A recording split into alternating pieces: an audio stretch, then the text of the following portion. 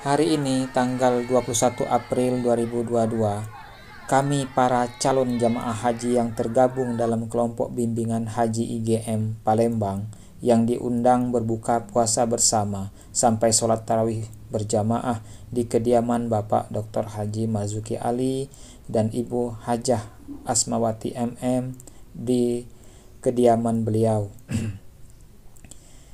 Di Gedung Serbaguna Kompleks Kediaman beliau, acara dimulai dengan sambutan Bapak Dr. Haji Marzuki Ali MM, berbuka puasa bersama, sholat maghrib berjamaah, kemudian makan nasi bersama, dilanjutkan dengan sholat tarawih berjamaah. Kami para calon jamaah haji 90% menghadiri acara tersebut. Acara yang berlangsung meriah dan penuh kekeluargaan. Para jamaah yang selama ini jarang bertemu tampak semangat berselfie, berfoto bersama, kadang-kadang diselingi dengan candaria. Keakraban dan kekeluargaan kami para jamaah haji 2020 yang sempat tertunda 2 tahun keberangkatan karena wabah corona sangat kami rasakan. Yang tua, yang muda, semuanya bagaikan satu keluarga yang saling menyayangi. Berbagai peristiwa sudah kami jalani bersama, mulai dari olahraga bersama, suntik vaksin bersama, baik meningitis, flu burung maupun booster. Sudah 2 tahun keberangkatan haji kami tertunda. Ingin rasanya kami berangkat bersama-sama, namun apa hendak dikata, takdir berkata lain. Sebagian dari kami belum bisa diberangkatkan karena Arab Saudi hanya menerima 1 juta jamaah yang biasanya 2,5 juta jamaah dari luar Arab Saudi. Sebagai dampaknya, kuota jamaah haji Indonesia juga berkurang sehingga tidak mencapai 40%. Begitupun dengan kami, sebagian besar dari kami nantinya akan tereliminasi atau tertunda keberangkatannya, baik yang berumur 65 tahun ke atas maupun yang tereliminir menurut nomor urut pendaftaran haji. Itu artinya kebersamaan kami yang sudah bagaikan satu keluarga akan terpisah. Hal ini cukup mengusik kebahagiaan kami yang semuanya sudah mulai bersemangat lagi melakukan manasik, terutama jamaah yang lebih tua. Mereka sangat bersemangat.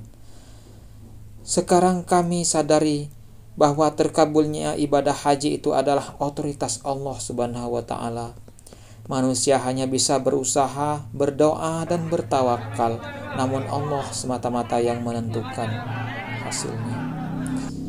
Kita hanyalah makhluk yang lemah, yang hanya bisa menangis di tengah malam dalam tahajud kita. Semoga Allah melindungi kita semua dan memberikan yang terbaik untuk kita yang belum tentu kita sadari. Bismillahirrahmanirrahim. La haula wala quwata illa billahil aliyil azim. Labbaik Allahumma labbaik. Labbaik la syarika laka labbaik. Innal hamda wan ni'mata laka wal mulk la syarika lak. Labbaik Allahumma labbaik. Baik Bapak Ibu, kita lanjutkan dengan bersama-sama kita nanti membaca surah Yasin bersama. Dalam hal ini akan dikhalifai yang terhormat Bapak Abu Bakar Siddiq, jemaah dari HIGM misalnya, kami persilakan. Bapak Dr. Marzuki Ali dan Ibu serta keluarga, insyaallah selalu berlindung Allah Subhanahu wa Ta'ala, dan seluruh jamaah pada sore hari ini. Alhamdulillah kita semua dapat bersama-sama hadir di rumah Bapak Dr. Marzuki Ali ini dalam rangka kita buka bersama.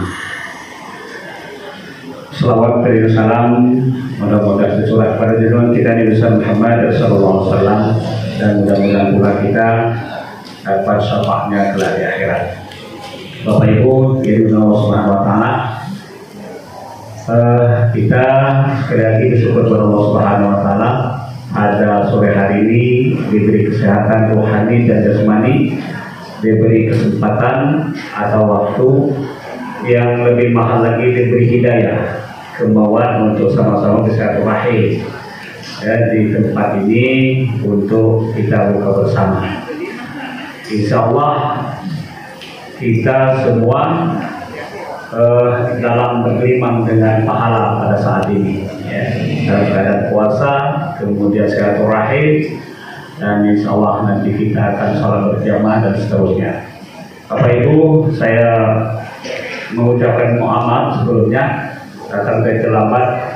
Jadi tadi jam 4:30 sudah mau berangkat pakai motor supaya cepat. Kalau hujan deras di sana, hujan sekeras-kerasnya. Pulang Pak Gunadi, salah di mana? Dalam lapor dengan beliau sudah berangkat. Dia belum berangkat hujan, sudah berjumpa dengan mobil. Jadi dijumpa dengan mobil. Rupanya macet dari sana sampai ke sini macet terus. Luar biasa, Palembang ini sudah macetnya. Akhirnya baru sampai ini. Jadi sekali lagi mohon maaf, tadi sudah direncanakan jam 5 pasti sampai sini. Sebetulnya Allah lain, ya, kita berencana, Allah yang menentukan. Bapak Ibu saudara yang dimuliakan Allah Subhanahu Wa Taala. Assalamualaikum warahmatullahi wabarakatuh. Alhamdulillah, wassalatu wassalamu ala Rasulillah wa ala alihi wa sahbihi wa mawalana wa qadana. Asyhadu an la ilaha illallah wahdahu la syarika lah wa asyhadu anna Muhammadan abduhu wa rasuluhu la nabiyya ba'dahu. Allahumma sholli wa sallim wa barik ala sayyidina Muhammad wa ala alihi wa sahbihi wa man tabi'ahum bi ihsan ila yaumil qiyamah. Para pengurus KBH IGM Al-Ihsaniyah yang diketuai oleh Ustaz Haji Rawani SAD, harus ada beliau lagi, para jemaah calon jemaah haji tahun 2022, Insya Allah ada kata lagi. Amin. Walaupun sekarang di Cina itu lockdown kembali. Di Shanghai itu per hari berapa belas ribu dengan perdagangan stop menjadi.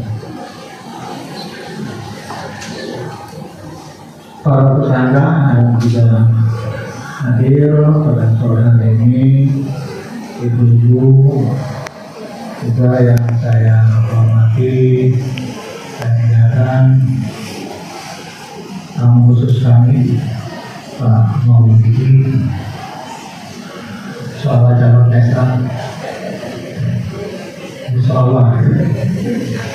Nah, udah bertahun-tahun itu akan terus oleh jemaah, belum pernah ketemu.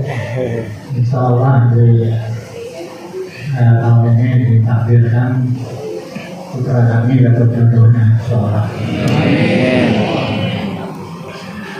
Pertama, marilah kita senantiasa bersyukur kepada Allah SWT Maha Kuasa, karena atas rahmat dan dalam maka acara sore hari ini bisa berlangsung. Kita sudah 2 tahun tidak bertemu, 2 tahun periode haji. Jadi waktu demikian tetap berlalu. Kita sebelumnya berkumpul demikian banyak, lalu kemudian satu persatu ada yang pergi, termasuk ketua pembina kita, yaitu Kiai Haji Maulidi Al-Fatih.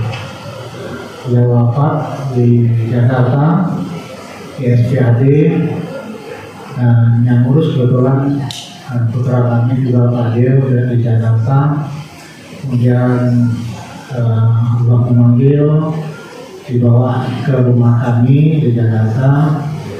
Kemudian besok harinya baru dengan pesawat dibawa ke Palembang dan dikuburkan di pondok pesantren Yayasan Al-Quran.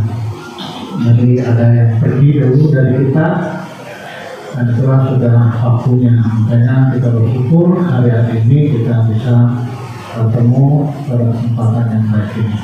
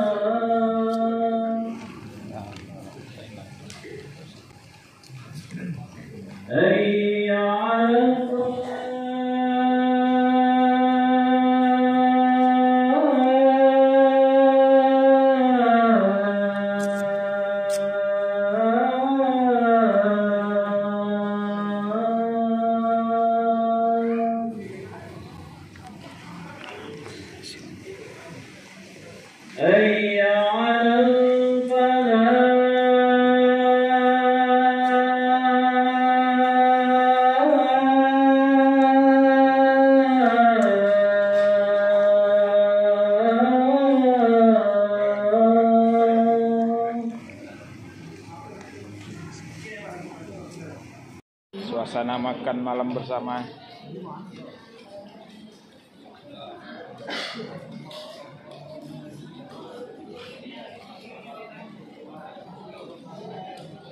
Suasana.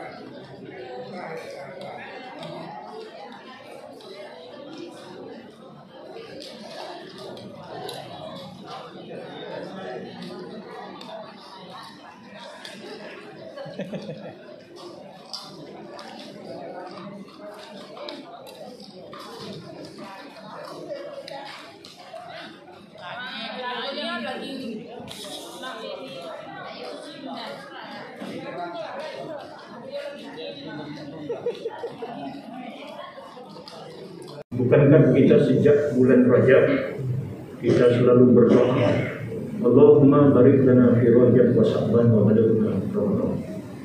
Ternyata ini untayan doa yang senantiasa dipanjatkan oleh baginda Rasulullah SAW, junjungan kita sejak beliau masih. Diriwayatkan dari Imam Ahmad dari Anas bin Malik radhiyallahu anhu, ternyata Rasulullah SAW ketika memasuki bulan Rajab selalu berdoa, Allahumma barik lana fi Rajab wa Sya'ban wa balighna Ramadan. Ya Allah, berkahilah kami di bulan Rajab dan di bulan Sya'ban, dan pertemukanlah kami dengan bulan suci Ramadan.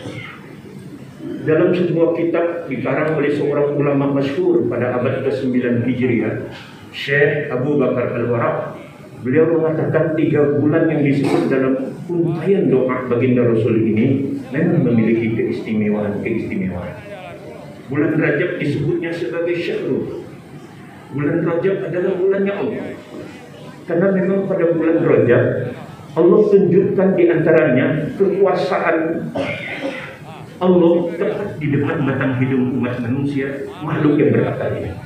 Salah satu di antaranya terjadinya peristiwa Isra wal Mi'raj Nabi besar kita Muhammad sallallahu alaihi wasallam yang diberangkatkan oleh Allah ba'da Isya, baliknya sebelum subuh. Jarak tempuhnya tidak tanggung-tanggung, dari Masjidil Haram ke Masjidil Aqsa.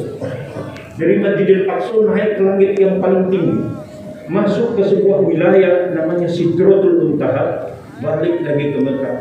Waktunya kurang dari 1 malam, padahal tembus 3 alam sekaligus. Yang pertama alam nasut, alam kemanusiaan. Ini bisa dicerna oleh akal dari Masjidil Haram ke Masjidil Aqsa. Dari Masjidil Aqsa naik ke langit, ini alam malakut.